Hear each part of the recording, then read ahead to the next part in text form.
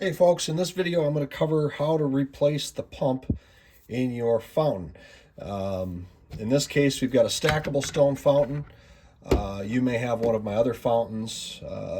In any case, it will have a frame with a pump underneath, an assembly and disassembly. You clearly have that figured out if you're needing to replace the pump. So all of the pumps are going to be threaded through the side of the vessel and protect the wire protected by a grommet like it is in this case. So to remove the pump, I'm going to take and just use my thumbs and push this grommet into the hole. So now the grommet is out and it's loose, it's just hanging on the cord. So we're just going to pull the cord out through the hole in the vessel. Now we've got our cord out. You're going to reuse the grommet. So let's just slide that back over to the connector. Now in this case I'm using a USB-C connector on one of our USB-C powered pumps.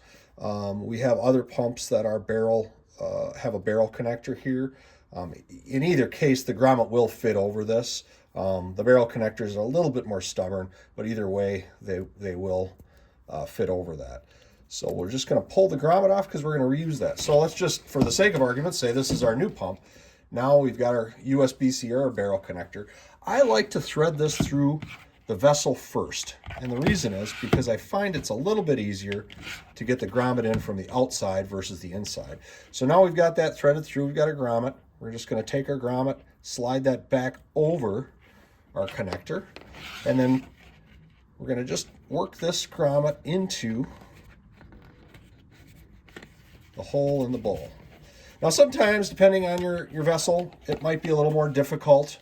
And I have some of the grommets that are a little stiffer rubber, so it might take a little bit more force, but they all will fit into the vessels and fit over the connectors. So once we've done that, we can pull our cord back through, our excess cord back through, and we are now ready to reassemble the pump. I also want to note that pump replacement is not something you need to do often. This is one of my demonstrator pumps. You can see how dirty it is. It needs to be cleaned. I haven't cleaned it in some time. I do have another video on how to clean these, but the best thing you can do for pump longevity is to use distilled water. If you use tap water, you will gum up the pump. The impeller will quit working. Now, doesn't mean your pump went bad, it just means you need to take it apart and clean it. So look at my cleaning video on how to do that if you've got a pump that quit working before you plan on replacing the pump. So, and certainly if you have any other questions, reach out to us. Thank you and take it easy.